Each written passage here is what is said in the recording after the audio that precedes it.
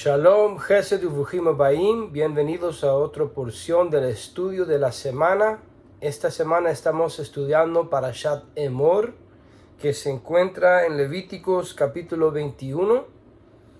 Y como siempre, seguro que todos los diferentes maestros del equipo van a hablar de diferentes aspectos de la Parashá. Y hay, como dicen los sabios de Israel, 70 diferentes posibilidades de cómo podemos entender todas estas palabras del Eterno. Son infinitos, pero siempre basado en lo que está escrito. Entonces tal vez escuchamos algo un poco diferente por una óptica, y eso no necesariamente contradice las diferentes perspectivas, sino tenemos que ver cómo todos se conectan. Y obviamente si algo sí contradice lo que está escrito, entonces no lo aceptamos. Pero antes de empezar el estudio, hacemos la brajá, la bendición hacia el Eterno por este regalo de su instrucción, en mérito de Yeshua.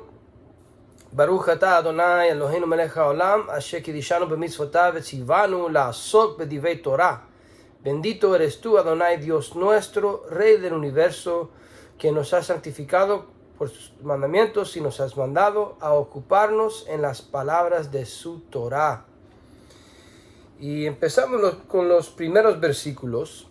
Dice: Vayomer Adonai el Moshe, Emor el HaKohanim, Bene Aharon, Ve'amarta elehem lenefesh lo yitame be'amav.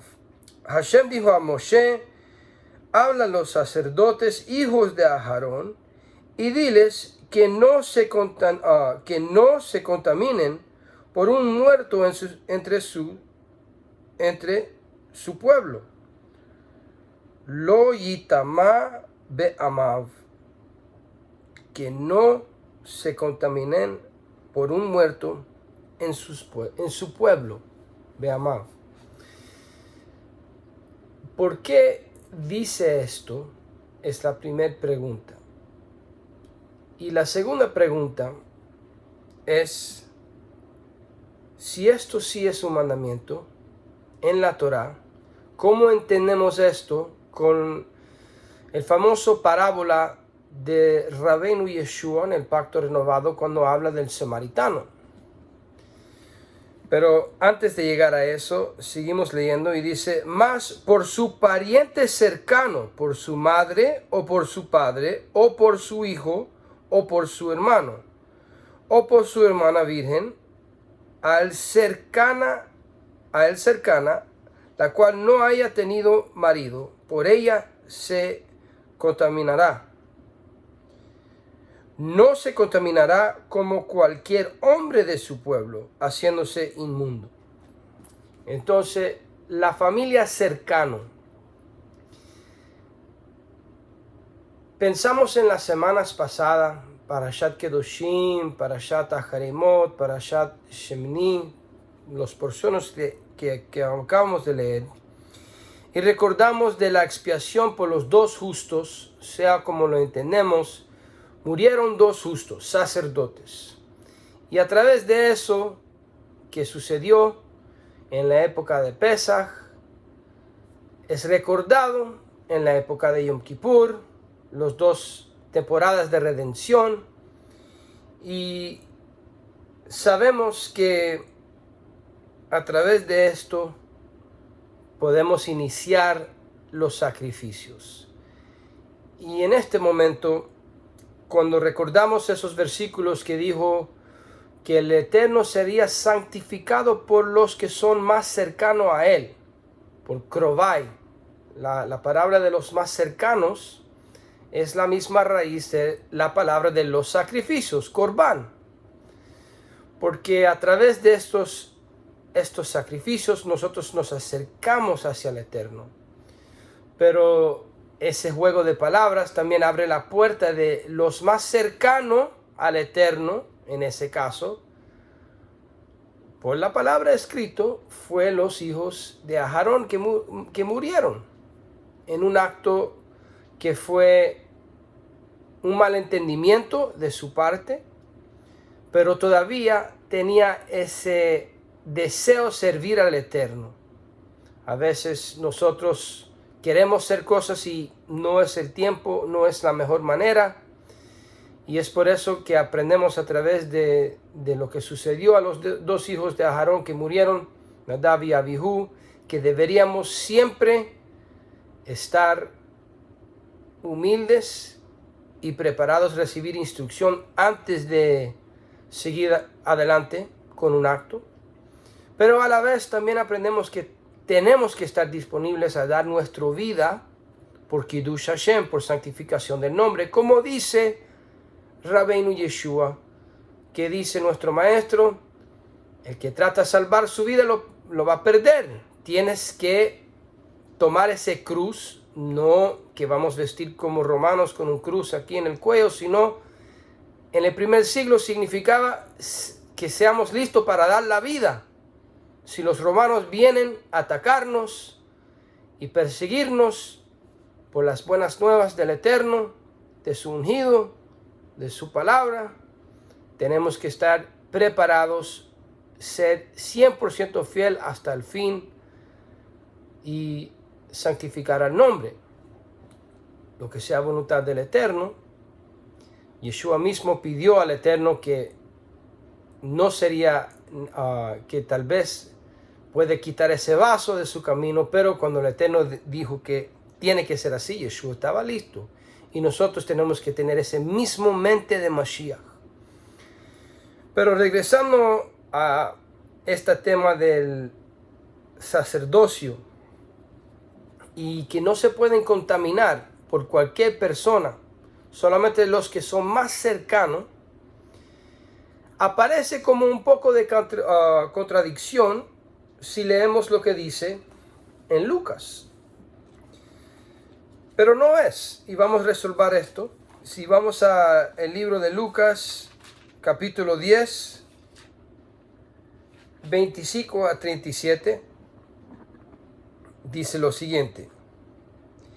Y he aquí, un intérprete de la Torá se levantó y dijo, para probarle, Maestro, ¿haciendo qué cosa heredaré la vida eterna? Él, hablando de Yeshua, le dijo, ¿qué está escrito en la Torá? ¿Qué tipo de respuesta? Para Yeshua, las cuestiones de la vida eterna están escritas en la Torá. Y sigue nuestro maestro, ¿cómo lees? Es decir, ¿cómo entiende la Torá? Aquel respondiendo dijo, amarás a Adonai, tu Dios, con todo tu corazón y con toda tu alma y con todas tus fuerzas y con toda tu mente y tu prójimo como a ti mismo. Es decir, Shema, lo más importante, Shema Israel, amar al Eterno. Y el segundo, lo mismo que dice Yeshua, amar a tu prójimo, que viene de Vaikra 19, que lo acabamos de leer la semana pasada. Todo viene de la Torah. Estos son los mandamientos más importantes que dice Yeshua. Y este maestro de la palabra también está de acuerdo. Y le dijo, bien has respondido. Haz esto y vivirás. ¿Qué tipo de respuesta de Yeshua? No suena como una respuesta de un buen cristiano romano. Porque no lo es un judío. Y Yeshua simplemente dice, bien has respondido, haz esto y vivirás. Interesante, pero hay más. Pero él, queriendo justificarse a sí mismo, hablando de la persona, hablando con Yeshua, dijo a Yeshua, ¿y quién es mi prójimo? Respondiendo Yeshua dijo, un hombre descendía de Jerusalén a Jericó y cayó en manos de ladrones, los cuales le despojaron e hiriéndole se fueron dejándole medio muerto. Medio muerto. Pon atención en estas palabras. Aconteció que descendió un sacerdote por aquel camino y viéndole pasó de largo. Asimismo, un levita llegando cerca de aquel lugar y viéndole pasó de largo. Pausa. Para la mente cristiana van a decir, ¿cómo es posible que un sacerdote, un hombre de Dios, vea lo que hay un hombre ahí necesitando ayuda y no lo ayuda? Pero recuerda lo que dice la Torá.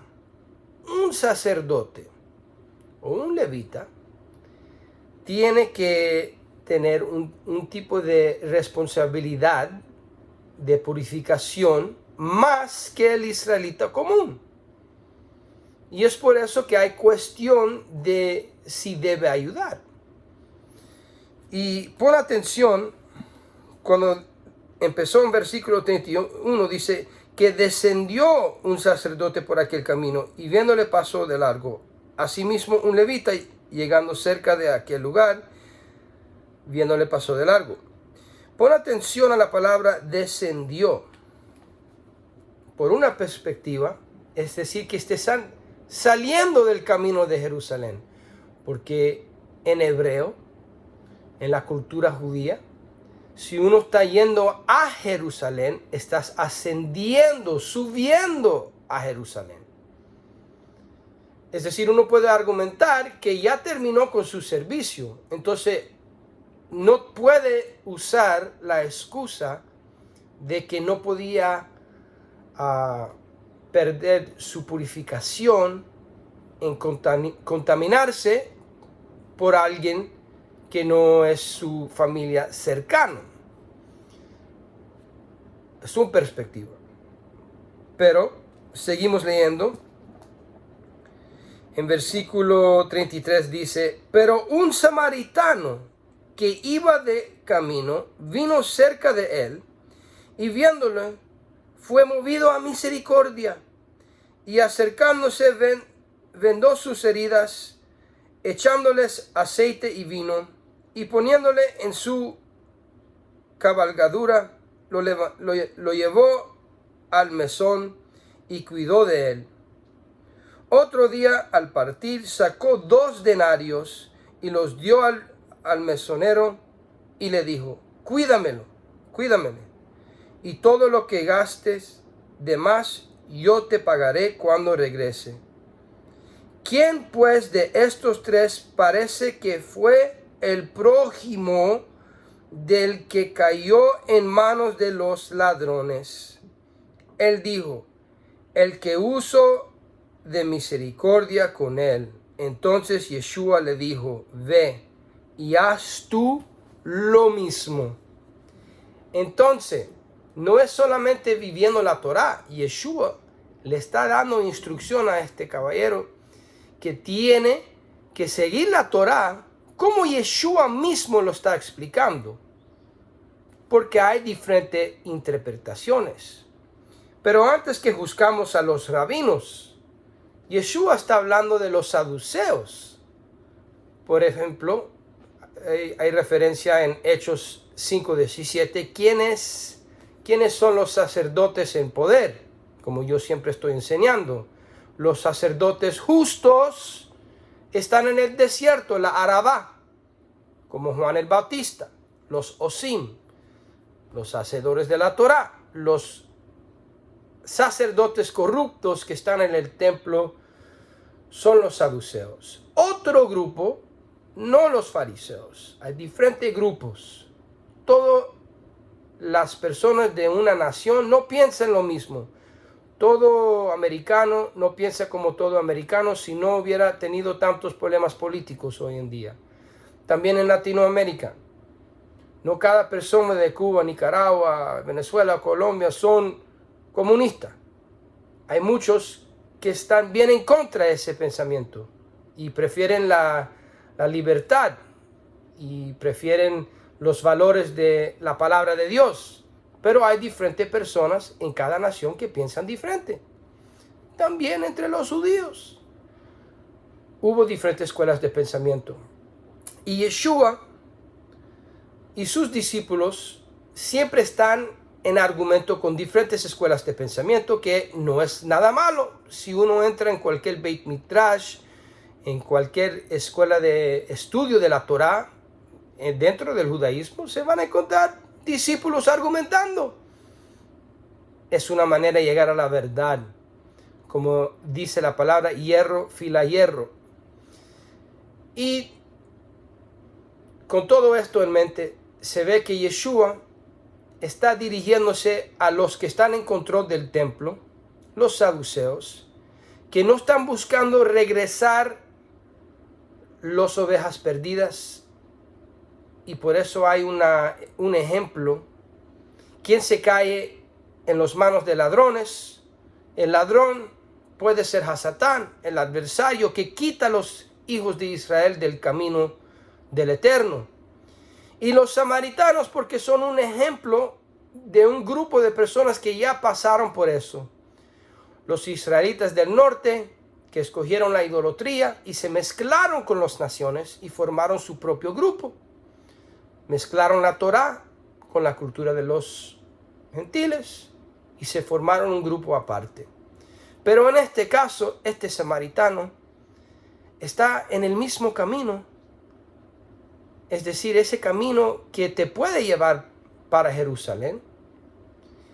Y él, en vez de pasar a alguien en necesidad, como él también está en necesidad, él también puede ser considerado como alguien que fue robado de su herencia afuera de las puertas del campamento, porque ya como samaritano no es halágicamente judío, ya es otra cosa, como los Bene Anusim o hasta como un mismo cristiano. No son legalmente dentro los términos del pueblo de Israel, pero está este samaritano buscándose la voluntad del Eterno.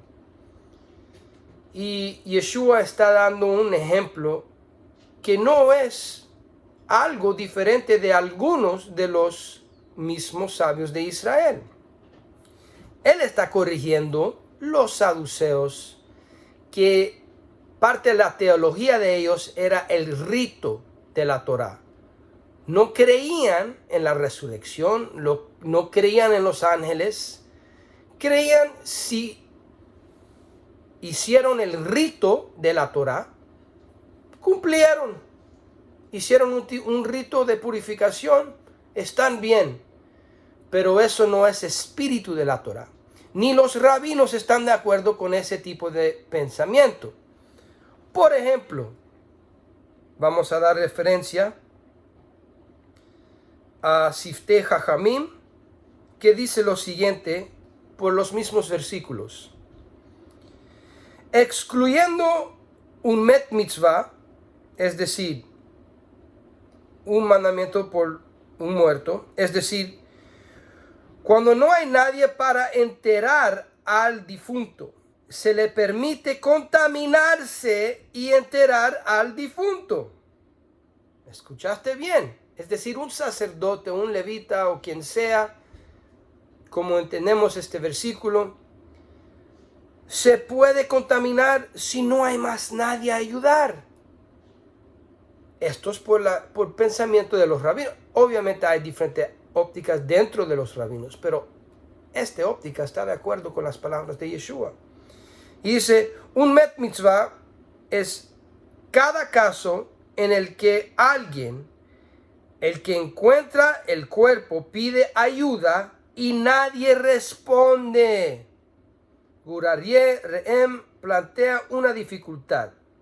Hace la pregunta, ¿por qué necesitamos un verso para permitir un met mitzvah? Es el mandamiento por un muerto. ¿Por qué no derivar esto el Kohen Gadol, el sumo sacerdote, o un nazir, que pueden contaminarse por un met mitzvah, aunque no pueden contaminarse por sus familiares? ¿Cuánto más debería permitírsele a un Kohen regular, un sacerdote regular, que se contamina por sus familiares, contaminarse por un met mitzvah, un muerto que necesita ser enterrado? Debería ser un Kohen regular hacer que la ley sea más estricta para el que de un sumo sacerdote, un Kohen Gadol. Parece que si no fuera por este verso, pensaría que el verso no se volverá ritualmente impuro, dicho del Cohen Gadol, significa que no puede contaminarse sin ningún propósito. Y no es hablando de por el bien de un mitzvah, por el bien de guardar la palabra del Eterno, un mandamiento. Pero tratar con un cadáver para enterrarlo donde hay una mitzvah, un mandamiento, está permitido y solo está prohibido cuando no es con el propósito de una mitzvah. Por lo tanto, la Torá escribe con respecto al Cohen regular, a un sacerdote regular, que siempre que el cadáver esté entre su pueblo, no puede contaminarse. Y si es así, la indulgencia del sumo sacerdote también es solo en un caso de met mitzvah que tiene nadie para enterrar al difunto. Es decir, si no hay nadie a ayudar en esta situación, hay que contaminarse por la Torá. Hay casos cuando un mandamiento positivo sobrepase el peso de un mandamiento negativo. Hay casos para eso. Pero si hay personas disponibles para enterrar al difunto, tiene prohibido contaminarse por ello, aunque estaría cumpliendo otro mitzvah por hacerlo. Es decir, en el caso que hay otras personas del pueblo de Israel que pueden ayudar a la persona que necesita atención o para el cuerpo que necesita ser enterrado, en casos especiales es un mandamiento que aún una persona como un sacerdote se contamina para bien de la otra persona o en caso de un cuerpo que se encuentra de su pueblo sin alguien ayudar la situación. Es lo mismo que Yeshua está diciendo. Y en ese caso Yeshua está levantando los que tal vez no son considerados como parte del pueblo, pero todavía adoran al eterno Dios de Israel. Un samaritano aún mezclado, aún que no está siguiendo la Torá como se debe, cree en el Dios de Israel. Y representa mucho de nosotros que tal vez tienen descendencia de Israel o simplemente corazón para adorar al Dios de Israel, pero están afuera de las normas, de las reglas, de la forma que entiende los líderes del pueblo. Y Yeshua en este momento dice que este samaritano lo hizo bien. Y cuando leemos, por ejemplo, en Mateo 19, versículo 16 a 22, explica muy bien, en paralelo a lo que acabamos de leer en Lucas, que Yeshua está diciendo a las personas que preguntan ¿qué deben ser por la vida eterna? Nunca va en contra de la Torá. Para Yeshua, la Torá siempre es parte de lo que necesitamos para llegar a vida eterna. ¿Qué dice Romanos? Mashiach es la meta de la Torá. Sin la Torá no sabemos quién es Mashiach. No podemos llegar a Mashiach si no tenemos la Torá. Yeshua mismo dice en Juan capítulo 5 que si crees en Moshe puedes llegar a él, pero si no crees en Moshe no puedes llegar a él. Y con esto concluyemos que lo único que hace falta es seguir a Yeshua. Porque dice en esta versión de Mateo, el joven le dijo en versículo 20, todo esto lo he guardado desde mi juventud.